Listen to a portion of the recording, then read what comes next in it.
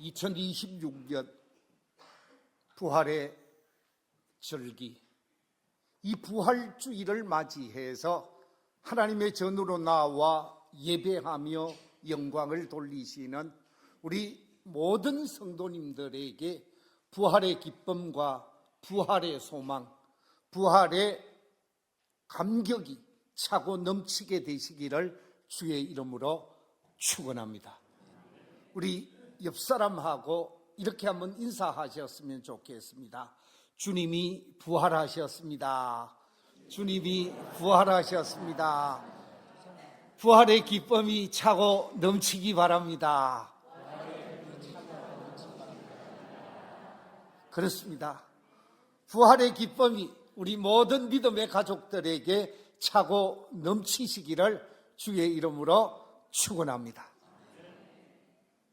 갈보리 십자가 위에서 피 흘려 죽으셨던 예수 그리스도, 죽음과 저주의 권세를 온몸으로 안고 십자가에서 고통을 당하셨던 그 예수님께서 아리마대 요셉의 돌무덤에 안장이 되어집니다. 십자가를 통해서 모진 고난, 고통, 아픔, 피 흘림이 이어지다가 십자가 위에서 6시간이 지나고 난 다음에 운명하게 되어지고, 그 십자가에 달려있는 예수님의 시신을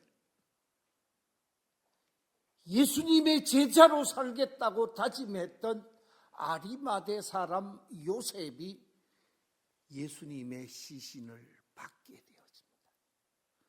빌라도를 통해서 허락을 받게 되어지고, 자신이 죽으면 묻혀야 되겠다라고 생각했던 그 돌무덤에 예수님을 모시게 되어집니다. 이 사건을 마태복음 27장 57절 이하에서 이렇게 설명하고 있습니다. 같이 한번 읽어볼까요? 시작. 저물었을 때에 아리마대의 부자 요셉이라 하는 사람이 왔으니 그도 예수의 제자라.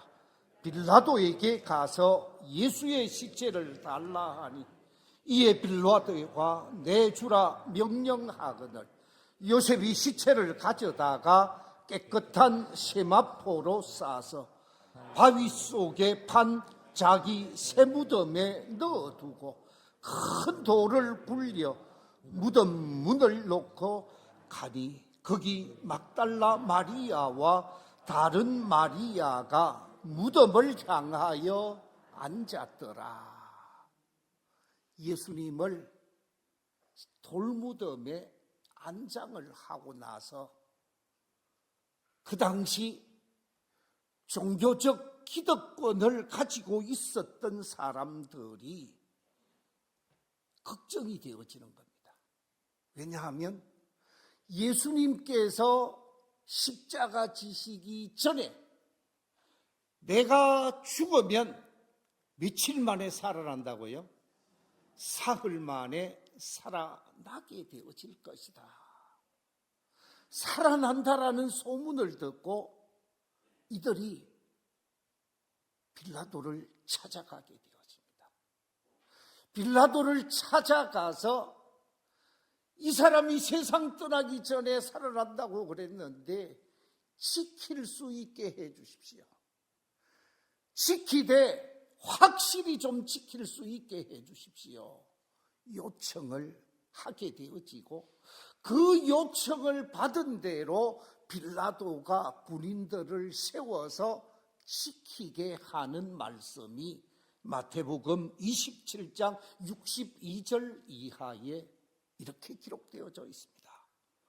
그 이튿날은 준비일 다음 날이라. 대제사장들과 바리새인들이 함께 빌라도에게 모여 이르되 주여, 저 속이던 자가 살아있을 때에 말하되 내가 사흘 후에 다시 살아나리라 한 것을 우리가 기억하옵나이다. 생각하노니 그러므로 명령하여 그 무덤을 사흘까지 굳게 지키게 하소서. 그의 제자들이 와서 시체를 도둑질하여 가고 백성에게 말하되 그가 죽은 자 가운데서 살아났다 하면 후에 속임이 전보다 더 클까 하나이다 하니 빌라도가 이르되 너희에게 경비병이 있으니 가서 힘대로 굳게 지키라 하거늘 그들이 경비병과 함께 가서 돌을 임봉하고 무덤을 어떻게 했다고요? 굳게 지키니라. 그렇습니다. 경비병을 통해서 철저하게 예수님의 무덤을 지켰는데 다른 데 보면 4사람씩 조를 이루어서 24시간 풀로 예수님의 무덤을 지켰다고 그랬습니다.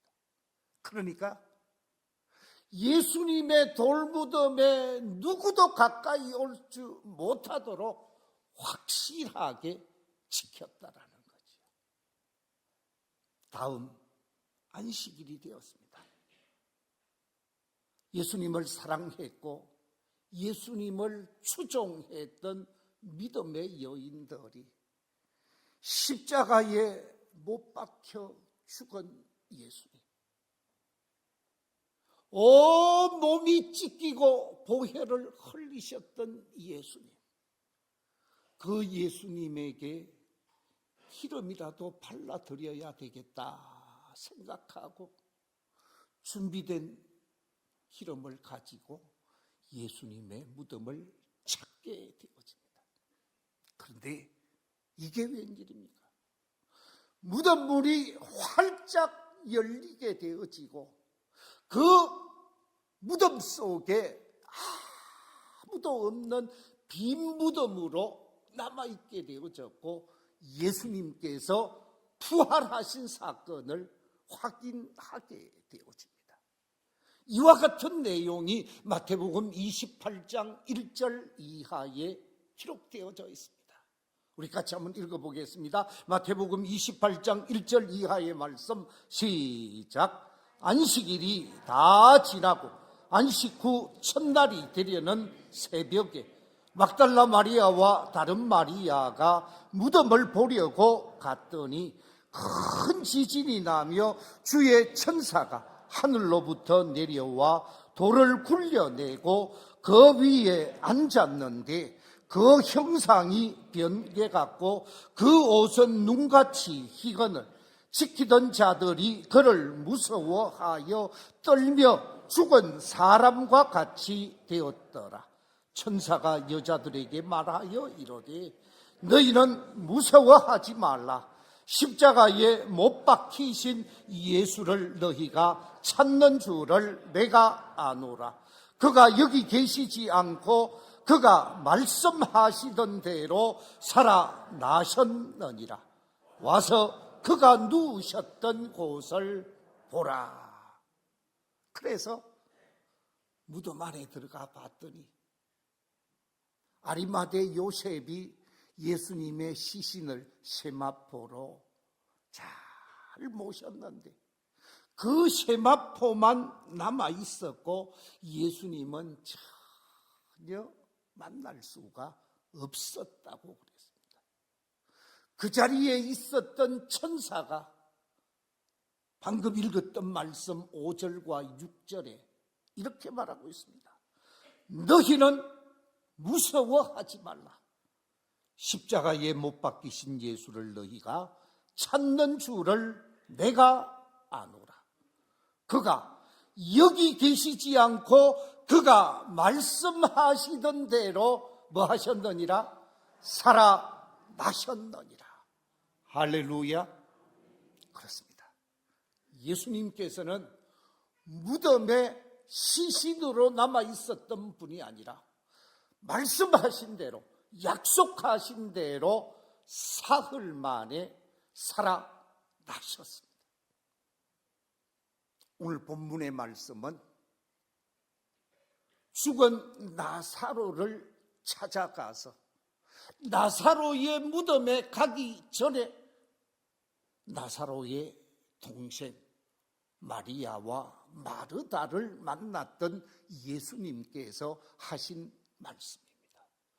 나는 부활이요 생명이니 나를 믿는 자는 죽어도 살겠고 살아서 나를 믿는 자는 영원히 죽지 아니할 것이다. 그러면서 영생을 약속해 주시면서 하시는 말씀이 너희가 이것을 믿느냐 하고 질문했습니다. 죽음을 이기고 다시 살아나실 부활을 믿느냐고 질문했을 때에 오늘 본문 27절에서 주여 그러하외다 주는 그리스도시요 세상에 오시는 하나님의 아들이신 줄을 내가 믿습니다. 그러면서 그리스도가 메시아임을, 메시아가 그리스도임을, 예수 그리스도께서 구원자요 부활의 주님이요 메시아임을 믿음으로 고백하게 되어지는 모습을 보게 되어집니다. 이 고백대로 나사로가 다시 살게 되어지는 놀라운 역사를 확인하게 되어지죠. 예수님께서는 죽음의 문을 여시고 다시 살아나셨습니다.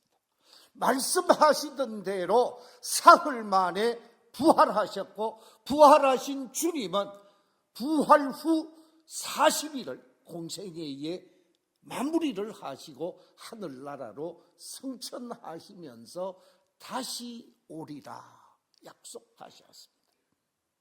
이 부활의 아침에 예수 그리스도의 부활이 우리에게 가르쳐 주시는 교훈이 무엇일까?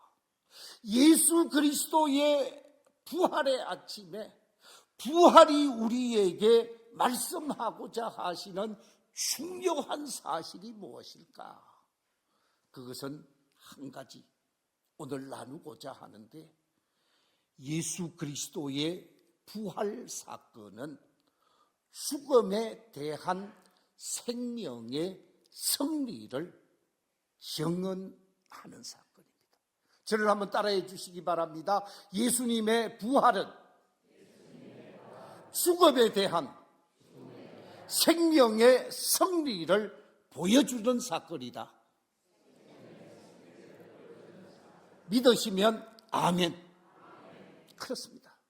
예수님의 부활 사건은 죽음에 대한 생명의 승리를 보증해 주신 사건입니다.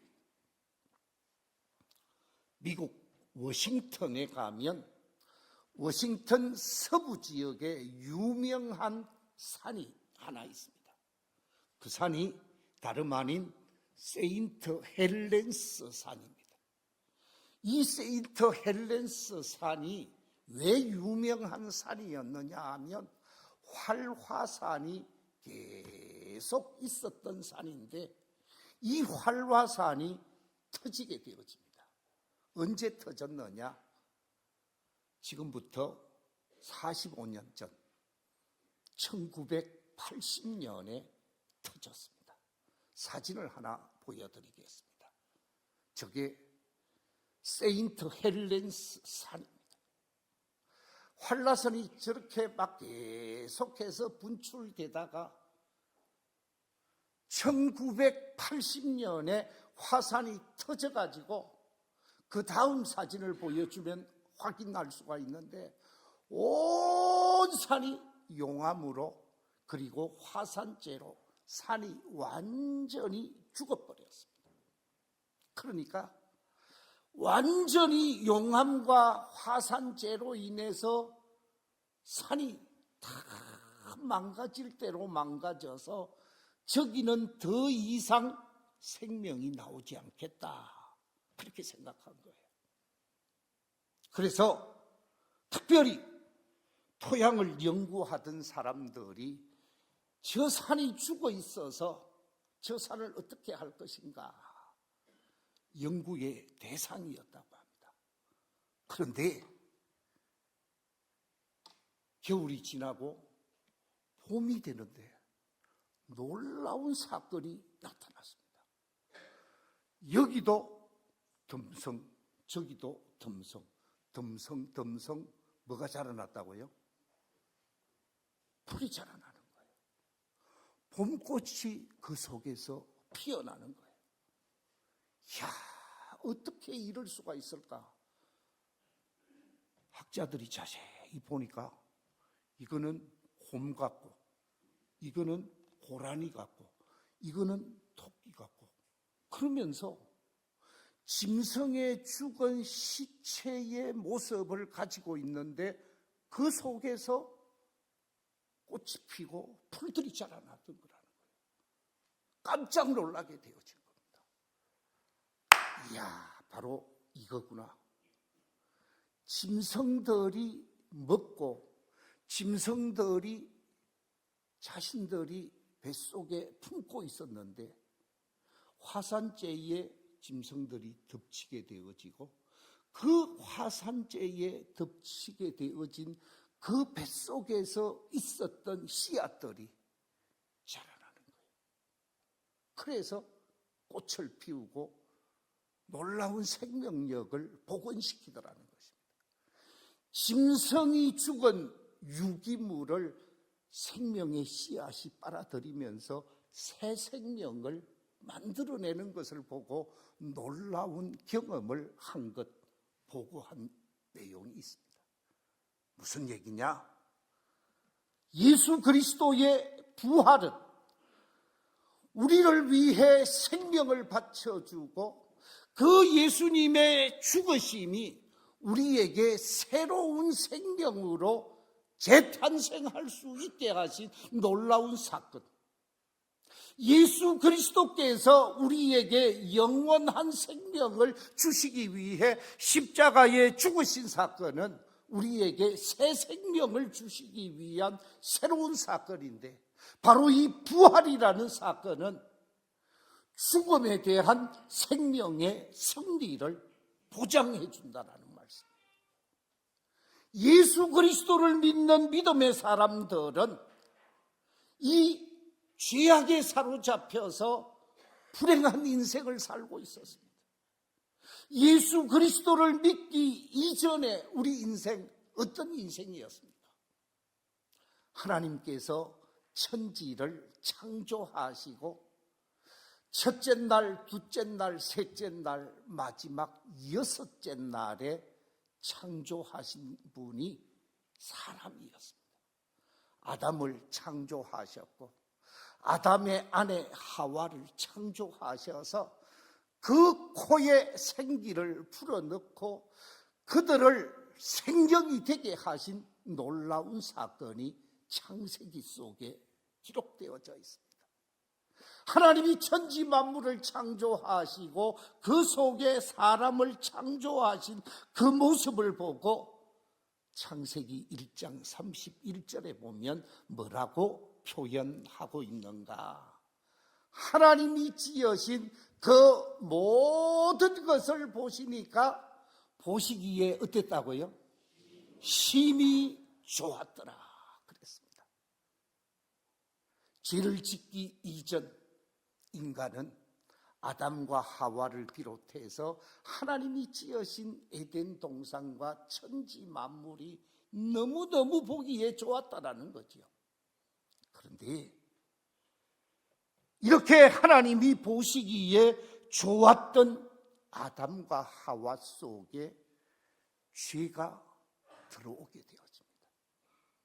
마귀의 유혹으로 인해서 범죄하게 되어지고 하나님의 말씀을 외면하게 되어지고 말씀을 불순종하면서 먹지 말라고 했던 선악과를 따먹게 되어지고 그 선악과를 따먹게 되어지면서 불신앙의 사람이 되어지고 불신앙으로 인해서 에덴 동산에서 쫓겨나가는 불행한 추방자로 삶을 살게 되어지면서 하나님과의 관계가 단절되어져 버립니다. 하나님과의 관계가 단절되어지면서 불행이 초래되어지고 그로 인해서 범죄하게 되어지는 인간의 범죄 스토리가 쭉 이어지는 것을 우리가 보게 되어집니다. 죄인은 불행할 수밖에 없었습니다. 죄인은 고통스러울 수밖에 없었습니다. 죄인은 죄로 인해서 죽을 수밖에 없었습니다. 그래서 죽음 때문에 힘들었고, 죽음 때문에 아팠고, 죽음 때문에 공포에 사로잡히고, 이 죄악의 결과로 인해서 불행한 인생을 살 수밖에 없는 인간 존재를 하나님께서 변화시켜 주시기 위해 하나님이 사람이 되시고, 그 사람이 되신 그 하나님이 예수 그리스도요, 예수 그리스도께서 죄 없으신 분이지만 우리 죄를 위해 대신 십자가를 지시고 대속의 피를 흘리시면서 저와 여러분의 모든 죄과를 십자가를 통해서 다 해결해 주셨습니다. 그리고 그 십자가를 통해서 죄사함 받을 수 있도록 십자가를 믿는 믿음의 사람에게 새 생명을 허락해 주셨는데, 그 새 생명, 영생의 생명을 부활을 통해서 확정시켜 주셨다, 그 말씀입니다. 그렇기 때문에 이 부활 사건은 사망에 대한, 죽음에 대한 생명의 위대한 승리를 약속한 사건이라는 거예요. 죄로 인해 죽을 수밖에 없는 저희들에게 예수 그리스도의 부활을 통해서 죽음을 깨트리시고 새 생명을 얻은 자로서 영생의 길을 우리에게 열어주신 사건이 부활의 사건이라는 거죠. 그래서 내가 부활이고 생명이라는 사실을 믿느냐라는 질문에 마리아와 마르다처럼 예, 내가 믿습니다, 내가 그 신앙을 소유하고 있습니다라고 고백하는 이 두 여인의 고백처럼 이 자리에 계신 우리 모든 성도들이 이 생명신앙을 확신할 수 있는 저와 여러분이 되시기를 주의 이름으로 축원합니다. 우리는 예수 그리스도의 부활 사건을 통해서 죽음을 이기고 생명을 주시는 생명의 승리를 확신하면서 믿음의 삶을 살아가야 하는 것입니다. 미국 남북 전쟁이 있었지요. 흑인이란다. 노예 문제를 가지고 남북이 전쟁한 적이 있었습니다. 북군의 승리로 마무리가 되어집니다마는 그때 대령으로 전쟁에 참여한 한 군인이 있었습니다. 남북 간의 치열한 전쟁 속에서 남군의 기습에 의해서 북군이 도망을 가게 되어지는 이런 후퇴하는 사건이 있었는데, 그때 대령이 자신의 진지에서 가지고 가야 할 중요한 지휘도를 그만두고 나오게 되어졌다고 합니다. 그때 자신의 수하에 있는 부하를 통해서 두고 온 지휘도를 가지고 오도록 했습니다. 가지고 나와야 했던 지휘도를 두고 왔으니까 가지러 가다가 그만 적의 총에 의해서 세상을 떠나게 되어집니다. 마지막 숨을 거두게 되어지는데, 이 대령이 자신의 부하에 죽는 모습을 보게 되어지는데, 죽어가는 부하가 대령에게 이렇게 얘기를 합니다. 대령님, 염려하지 마십시오.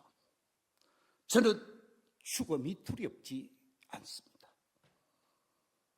부활하신 예수님이 저와 함께 하시고 저도 부활할 것이기에 두렵지 않습니다.